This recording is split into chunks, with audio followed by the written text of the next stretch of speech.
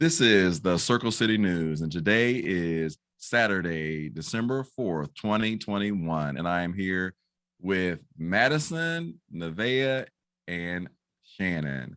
Shannon is our special guest today. She is a sex coach, and she's going to be talking about what that profession is. I think the job title sounds fascinating, and I'm really interested to hear a lot about that. Now, I hope everyone had a happy Thanksgiving. Did you have a good Thanksgiving, Madison? I did. I had a great Thanksgiving. I was in Florida and I actually went to Orlando Universal Studios. So I did amusement park with my sister and my mom. My birthday was on Tuesday, so it was like a fun Thanksgiving birthday celebration. I rode the Hulk. Awesome. Favorite ride. It was a great time. How Sounds about like you guys? fun. How are we doing in Indiana? How are we doing today? Not half bad, Madison. We had a good Thanksgiving too. It was definitely nice to be able to spend some time with family, and I got to explore a little bit of different cultures for Thanksgiving. I actually spent it with coworkers this year, and we had an Italian Thanksgiving, so it was a good time. Oh, that's awesome. How about you, Shannon? I had a wonderful tame Friendsgiving where my friends and I got together, had a little potluck, and then afterwards went and watched the Saints game, sadly. Oh, awesome. Well, I like starting off with a little bit of news. And one of the stories that kind of pulled to my heart, I love animals. And this story about an officer who went to a home because the alarm went off. When he got to the scene, he started kicking a dog, and in this video you can hear the dog just screaming and like yelping, and it's really painful. It was put on Twitter, and they had I'm not going to, I'll say it's Ring doorbell, but I don't know if it was actually the Ring doorbell, but whatever, the home surveillance type of camera videotaped it, the whole incident, right? And then somebody put it on Twitter or read it and all that kind of stuff. But it was here in Indiana. He just walked up and you could just hear him hitting the dog with his foot and kicking it for really no reason at all other than the dog was barking. So it makes you wonder, what this officer would do if some human was getting on his nerves. I don't know the story as far as if there's been any discipline or whatever, but to the officer. But I mean, it was in Terre Haute, which is also called Vigo County, which is west of Indianapolis, several hours away. But it's sad to use a dog like that. Unhealed toxic masculinity will come for us all if we don't address it. So glad you brought that to the forefront. Did we have his name, or did they release it? They might not have. That's interesting. You mentioned that, because in the article I read, his name was not mentioned, but it's interesting when it's to the other side, right? When, my clients do something inappropriate or illegal, they don't have a problem blasting their picture and their name all over, the internet and stuff. But And when their it's family officer, is involved, right? Yeah. Exactly. A little bit of a layer of protection there. Yeah, that's messed up. That's messed up. And the other brief story is about Porch Pirates. And Porch Pirates are people that steal things from your porch. They can steal your DoorDash meal, your Grubhubs, your Amazon, or UPS, FedEx, whatever. There are a couple of things you can do, especially with the holiday season, in regards to trying to protect yourself from these Porch Pirates. One, as Neveah mentioned earlier before we got on air, have your neighbors look out and keep an eye on any packages that are going to be delivered. Track your packages to try to make sure that you're home when they're being delivered.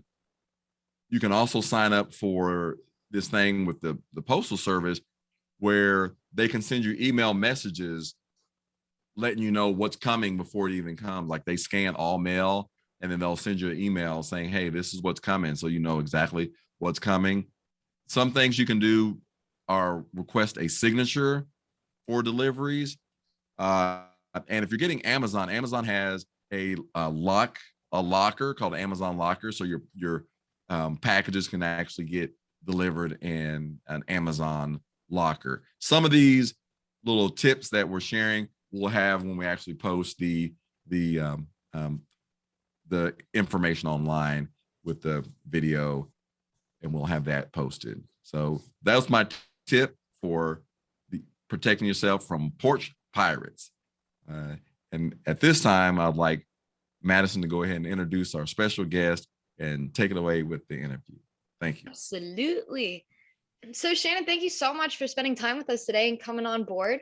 I just learned that you are a sex coach, and that is the profession you follow. You have a very impressive website that we will link to the description of this video, so you guys can check out all her lessons and all the stuff she provides. Will you tell us a little bit about the services that you provide and what the profession is that you do? Yeah, sure. Thanks so much for having me. It's really exciting to be here. It's funny when I say sex coach, most people's initial thought is, just like me with a whistle and knee-high socks and like a clipboard and a bullhorn, like yelling at them. And that is not what a sex coach does. Although I do have a friend who really wants me to take that marketing angle, and maybe one day for fun I will. But a sex coach is more along the lines of, if you know what a life coach is, it's kind of like a life coach, but for your sex life, right? And this isn't something like sex therapy, where if you've actually got, some kind of psychological issues attached to your sexuality that need to be addressed by a therapist, then by all means, please see a therapist or a sex therapist. A sex coach is more someone who will help you set goals. You recognize, my sex life isn't really where I want it to be. And I don't really have any like mental health conditions in my way, but I do think I could be taking some steps to improve my sex life. And I'm not sure which steps those are and which ones I should take first. And also just getting basic questions answered. How do I do this safely? Is it okay to want this particular thing? Why can't I orgasm is a really big question from a lot of clients I get. So things like that, just like, I suspect my sex life could be better, but I don't really know how to get there. And so a sex coach helps you sit down, look at what your sex life is like right now, where you would like for it to be, and then lay out some sort of milestones and a path to get to that sex life you want. Oh, excellent. So with your clients, do you get a lot of like solo people coming to you for questions, or do you get couples, people that come in pairs, kind of group counseling ever? What's the typical structure of that? Yeah, I currently get a lot of solo people. That's just what I tend to be attracting at the moment. A lot of people who are figuring out their sexuality and their interests, especially with the pandemic and having to spend a lot of time on our own and slowing down dating. I do get some couples. The biggest thing with couples is the mismatched libido situation, where one person wants a lot more sex than the other person, and they're coming for almost mediation with that problem. Is this a bridgeable gap, or are we over? Do we need to try ethical non-monogamy to try and get the higher libido person's needs met? Like, what do we do here? So those are most of my couples. The rest of my people are a lot of solo people sort of figuring out, like, am I wrong for wanting this particular sexual thing? Can I overcome shame around this particular thing? Can I overcome shame around sex in general? Some people are brought up in more conservative households where they've been taught that sex is a shameful thing. So some of the work we're doing is overcoming that. And then a little bit of, hey, am I addicted to porn? And doing some coaching on figuring that out. Definitely. So it almost seems like you. Oh yeah, go ahead, Mark. Sorry, go ahead. Thank you. I have a question. I want to kind of bust down as a stereotype that I have. Obviously, you have client confidentiality, so I'm not asking anything of that nature. But in your practice, do you notice with the, I'll just say sex drive, because it's easier for me to say that than libido. But with the different sex drives, is it normally the men who seem to have the higher sex drive, who want more sex than the women, or is it 50-50, or? It's about, and maybe possibly because, I'm a female presenting person, so I get more female, clients coming at me. So for me, I see both. It feels 50-50. I might be getting a disproportionate number of women coming to me because they're just like, I need to talk to a fellow woman about this, So that might be what's happening, but I get the sense that it happens both ways there, you know. And I also have some gender non-conforming clients who that's happening for as well, who are socialized as male or female, and it happens across the board. There's a lot of really frustrated women out there. Why? You know, I think there's a stereotype that it's more of a men have the higher libido and women have the lower one. And that is a social experience that's really common because it's a taught thing. But when it comes down to our drive, like our actual internal drive, we all have it regardless of gender. I do want to say that I think it's excellent too, Shannon, that like you as a woman in the industry too, it's going to be one of those things where we have to break those stereotypes, as you said, and kind of breaking through those taboos and these topics that have been so hush hush, but yet we're all involved in it, right? I like how you kind of also touched on Maslow's hierarchy of needs there, because everyone's different levels are going to be different, right? Just like everyone's love languages are receiving and taking are going to be different as well. And I like that you're kind of eliminating those stigmas around that by welcoming conversation on topics that, like I said, no longer really need to be taboo, but the society that we live in, it still kind of has those stereotypes or those taboos attached to it, but people like you are eliminating that, so we appreciate that. Yeah, happy to do it. I'm trying so hard. One of the examples I'm using lately is try to think of your sex drive as your need for sleep.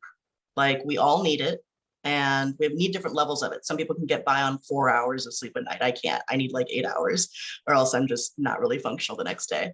And so everyone's kind of different in their level of need, and you might sacrifice some sleep for an exciting time of year. The holidays are coming up. People might sleep a little less to spend more time with loved ones.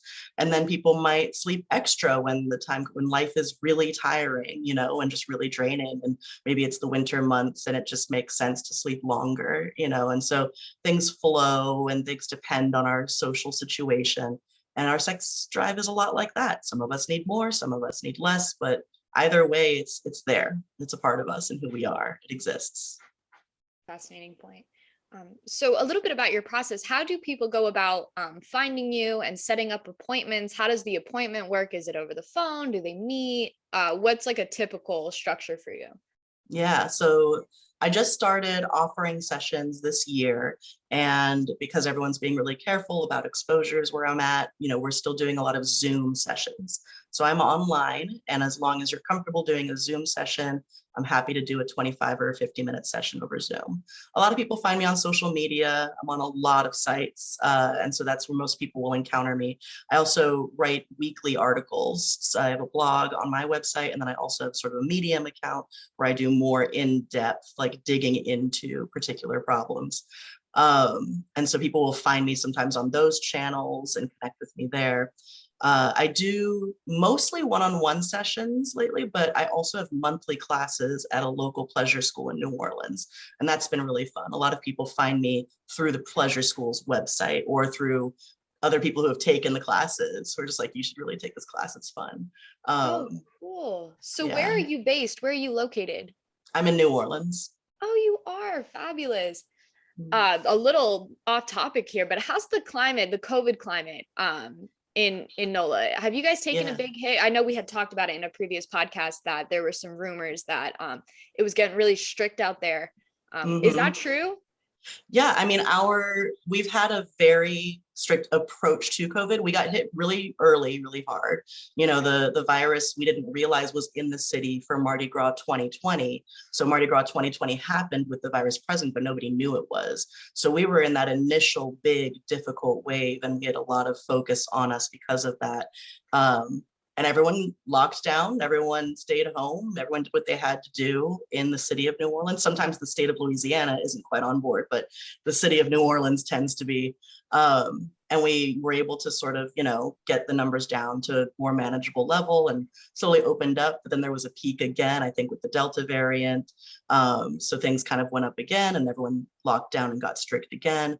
And we're currently in a good place, and I think over 75% of the city is vaccinated, those who are able to get vaccinated.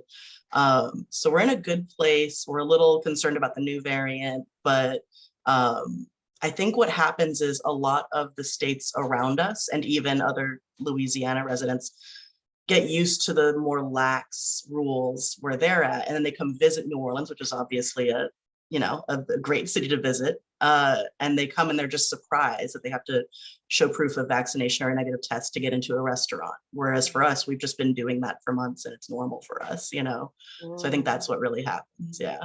Okay, so you do have to show proof that that is like a norm in I that think, region. yeah, I think they still have to show proof. We now do not have to wear masks except on buses and some like public buildings.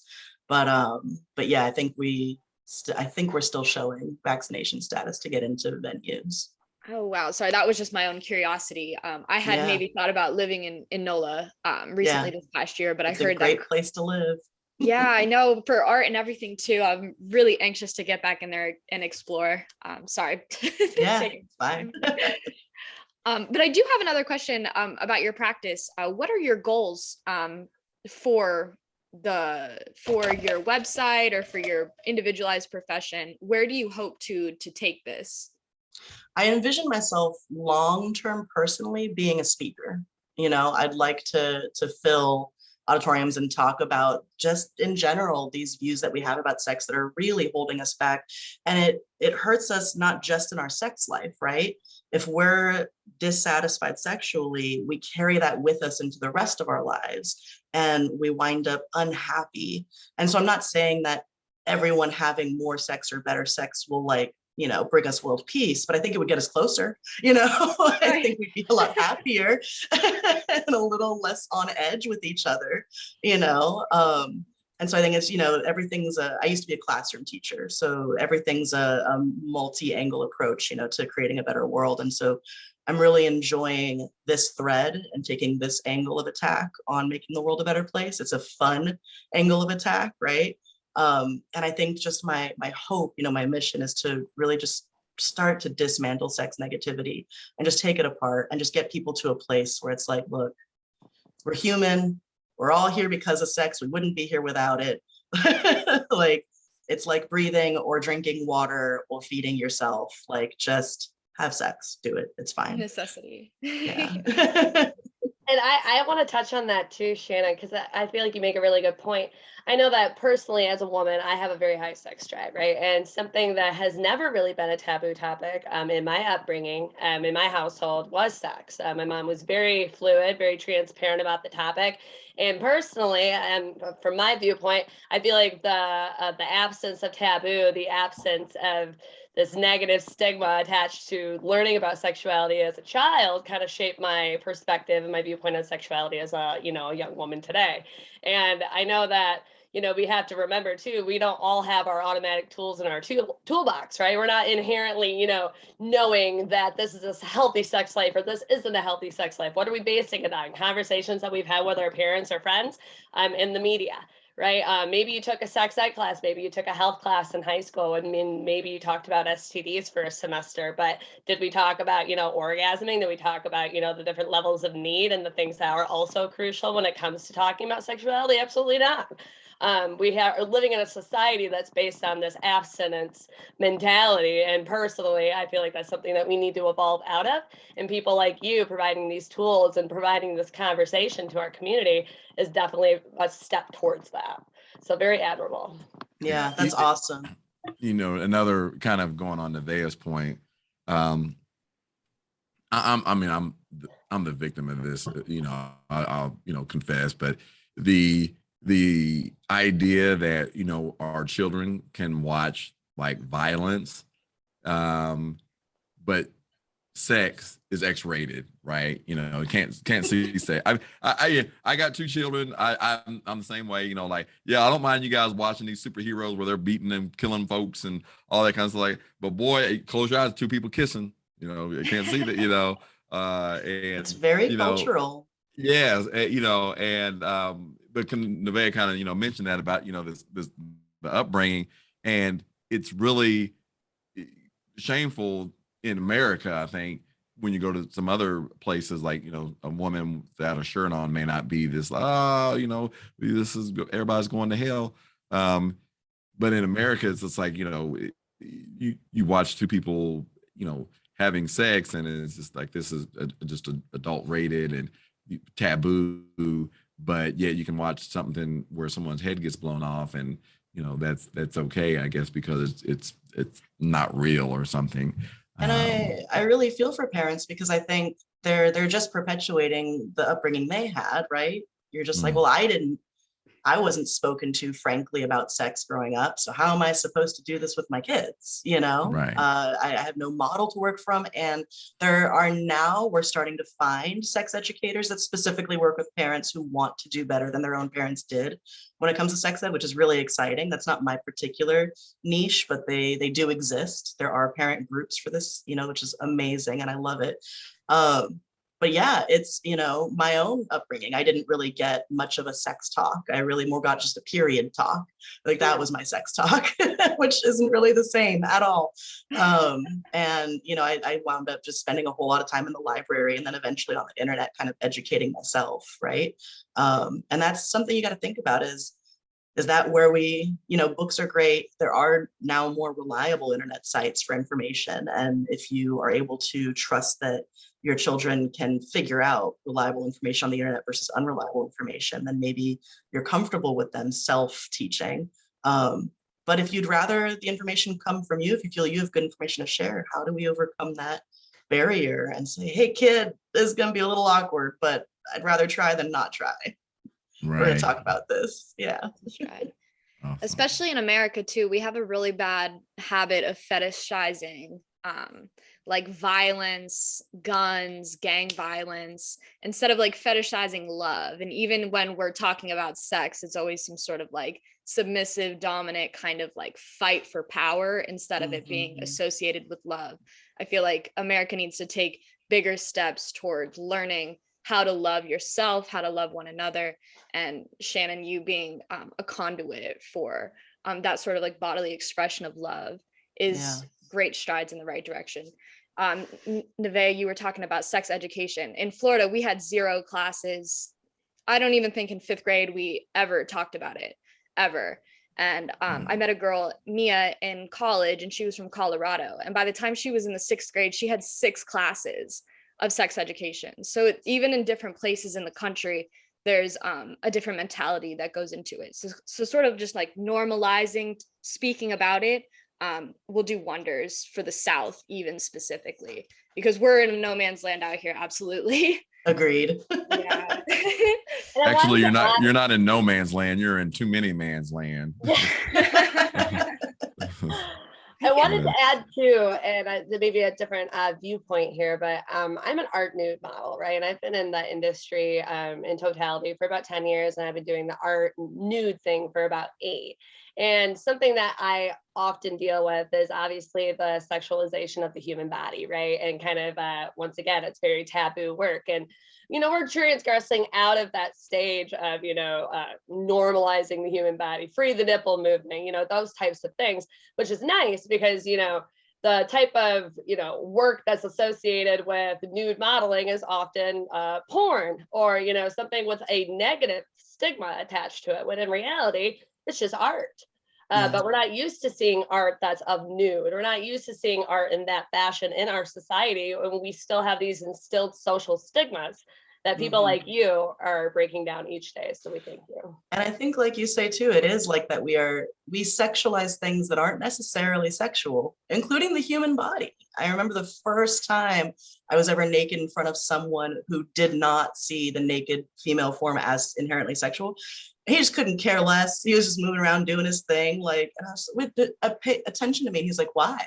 just because you're naked, I need to pay attention to you. And I was like, well, yeah, I'm, he's like, it just, he'd spent time around a lot of nude people. His parents had been nudists. And he was just like, it's a body. And when it's doing sexy things, that's sexy. But like, you're just existing naked. That's not inherently sexy. It's a really interesting take. It's also interesting too, Neveah, when you talked about the body as nude art and people not being able to see that. It brought me to a lot of these Greek and Roman statues of a lot of times men, being nude, their penis showing and stuff like that. And, it's like there was this whole history of these nude art type, models, but then, we get into the present day, and it's almost like the only way that can be done is through like sex, which I personally don't think that, porn is negative, although the society may say, hey, this is negative, and it's a bad thing. But yet, you go to a museum or whatever, and here's this picture of this, statue, and the muscles and all that kind of stuff. Engaging in sport. Yes, engaging in all we sports. Can look at is it's naked. Yes, it's just like, it's just it to me it's kind of this weird, situation that we've kind of created. Made it like an artificial barrier that we set up, and then we put in certain, if you like a certain thing, then it's like there's something wrong with you, almost, in a sense. Like, to me, I think a penis is unattractive. I have one. It's not very attractive to look at, but I like women body, right? And so you can get in there and say, so if this person likes the female body, and there's certain parts of the body that their person is attracted to, whether it's the hair, eyes, hands, feet, butt, breast, whatever, then it becomes, well, almost like, well, you're weird if you like that. Or the one may think, I have to kind of over sexualize it just to have the man, kind of be attracted to me, when it's like your natural beauty should kind of be enough.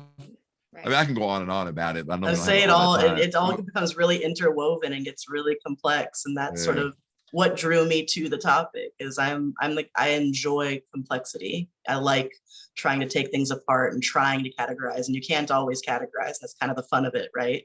Is where am I going to draw the lines today, right? And where's this thread going to take me today? Yeah. And last week when we were off air, we talked about the homosexuality, and then also as it relates to the male, we have to do a show on this, the male P-spot, right?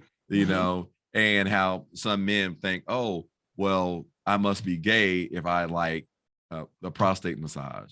And it's just like, well, but who said that? Which related to oral sex, right? Well, if you like someone to perform oral sex on you, well, does that make you gay? Because I mean, a mouth is a mouth. Yeah. But for some reason, who do you want stimulating your P-spot? That would be a more interesting question to me. Yes. That's why you're the pro. That's a really good way to flip it, right? So, yeah. I mean, I think about one of the classes I offer at the Pleasure School is a class on strap-on sex. And the class is often full of straight heterosexual couples. And the men who are there are very straight, and they specifically want their female partners doing, this act on them to stimulate their P-spot.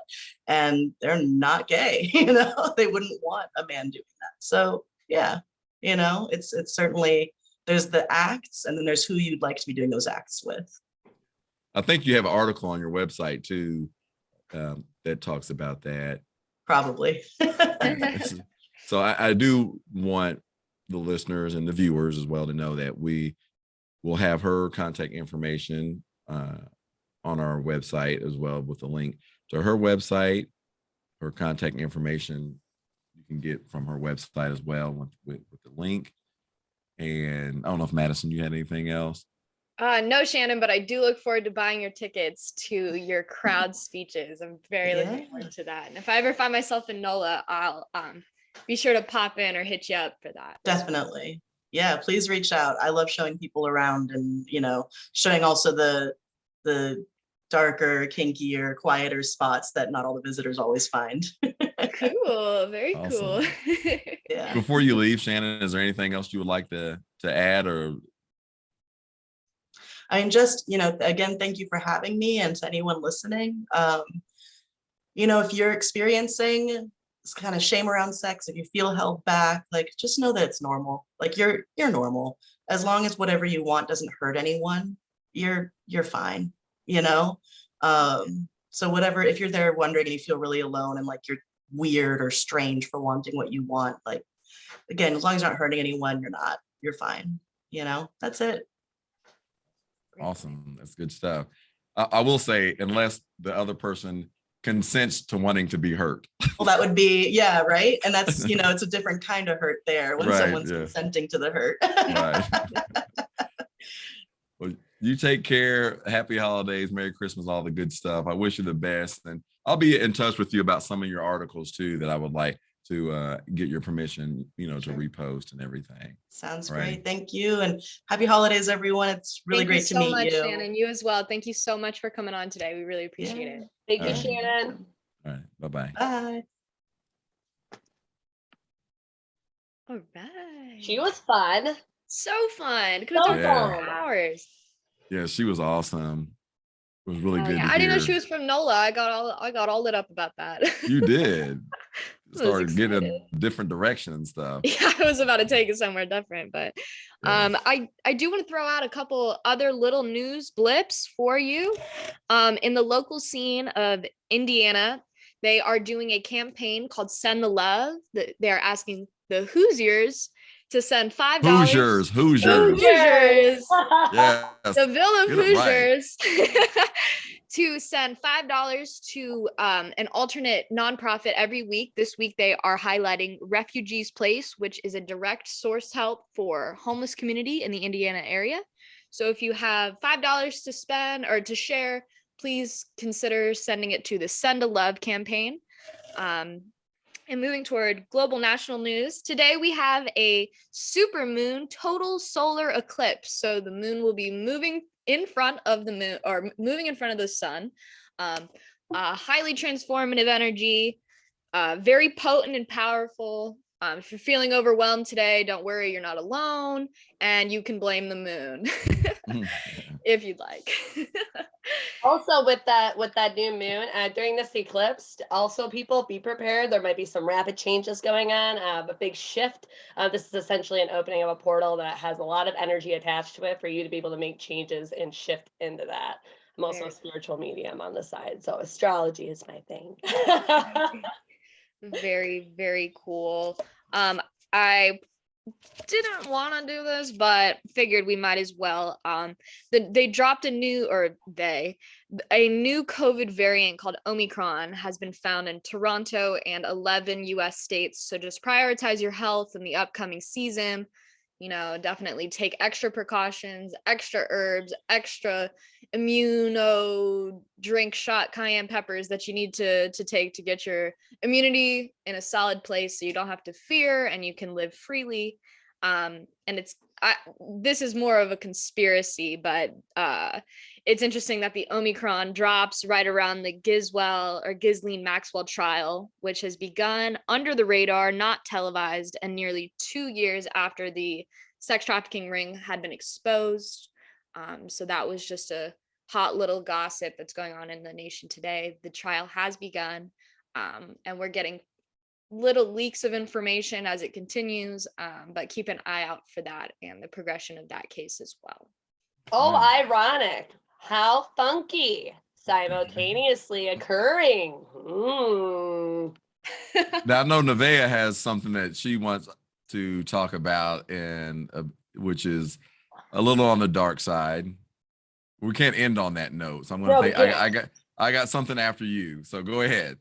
All right, excellent. Thanks, Mark. So I kind of wanted to touch base on the situation that has been going on in Oakland County, Michigan. On November 26th, the parents of Ethan Crumbley purchased a 9mm gun for their son and took them out to the range and things of that nature. Ethan is 15 years old.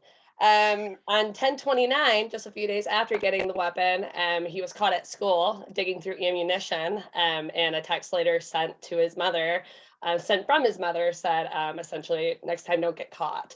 Then on the 30th, there was a mass shooting at a high school in Oakland County, Michigan, where 10 students were shot, placing the child the child was arrested, Madison. and the warrant went out for the parents for involuntary manslaughter after they refused to show up to the original hearing to be arraigned. So the parents were on the go, they were on the run. Just for a few days, though, Detroit City Police ended up finding them at 1:45 approximately in the morning this morning. They went in front of a judge today.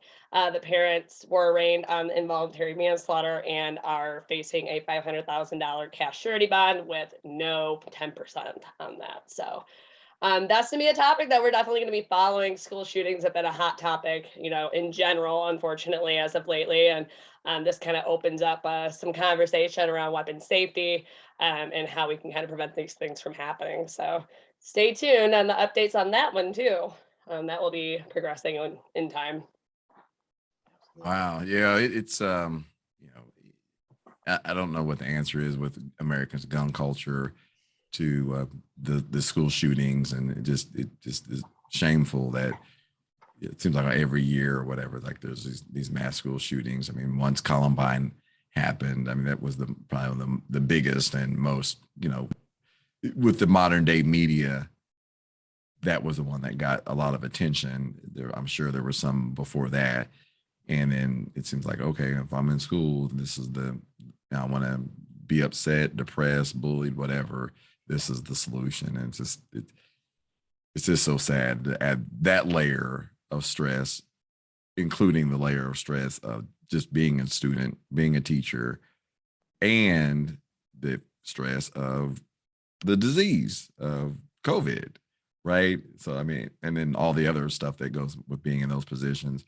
And then here it is, adding that in there. It's just, yeah. And there was a big thing too that was in, according to MLive, and MLive's been following the article since day one, the story since day one, but it also stated that the gun that Ethan brought to school was the one that his father had bought him, but it was stored unlocked under the parents' bed. And I know that's a conversation, obviously, when you go in for your concealed pistols license or when you're planning on owning a weapon, there are some responsibilities that come with that. And oftentimes when you buy a pistol from the store, it'll come at least with one of those chain locks that you can put on the weapon itself, if not a lockbox. And the fact that the gun wasn't locked up brings up a whole nother, window of conversation, about how prepared these children are to even use weapons, keyword children, and what kind of education and tools we're providing to these people that do use weapons to promote safety and well-being of those around them. And it just appears to me that if you know anything about gun safety, as somebody that has their CPL themselves and has carried for years, you just know that if there's children in the home, you lock that up. You store your ammunition not in the weapon. I mean, these are things you learn in these classes. And the series of events that have taken place with this particular school shooting and those others in the past as well leads me to believe that we need to have some more conversations about gun safety and ways that we can rectify these types of situations from happening again. Absolutely. Absolutely. So today, December 4th, is National Cookie Day. So I want to end on that. So I make sure everyone gets a cookie. These were invented like the 7th century in Persia. It's probably one of the most revered desserts in the world, especially in America. I'll say in America anyway, but the cookie is just, everybody loves cookies. Chocolate chip, oatmeal raisin, whatever, sugar cookie. So go out to one of your favorite cookie places like Crumble Cookie. Subway really has good cookies too. Make some at home. Ruth Wakefield, inventor of the chocolate chip cookie, one of my sheroes in life. I'm telling you, my life has been made a lot happier because of cookies, and I'm going to eat some today. I promise you. So. And salmonella from eating cookie dough is a lie. That is all a myth. Is it really? No, but I just haven't gotten sick yet, so I'm going to call it a myth. Yeah, and I've been eating cookie dough for all these years too, and I haven't gotten sick. Now there is some cookie dough, the refrigerated cookie dough mix that says it's edible, like you can eat it. So they did whatever they could. So because I've had that for my kids, like, okay, you can eat this stuff, but yeah. So. Oh, the crumble cookies too, by the way. There is a crumble cookies if you're local to the Indianapolis area in Greenwood, and they have rotating cookie options as far as their menu concerned. So they have them rotating every week with different things. So if you're local to the area, I would definitely recommend going and stopping by, because I mean, who can say no to a warm cookie, especially on National Cookie Day? Am I right, Mark? Am I right? You're totally right. You're totally right. So if you would like to be a guest on our show, you can reach us at circlecitynews.com. Go to the website there. Also, we can be found on Apple Podcasts, Google Podcasts, the YouTube, Facebook, kind of all over social. I just started an Instagram page, and we're also on Twitter. So you can Yeah, reach watch us. and listen. Yes, Oh, watch yeah. and listen on all those places. We look forward to producing more good shows for you. Take care, everybody. Bye-bye. Bye, Indiana. Thanks for checking us out. See you next week. Bye. Later, Gators.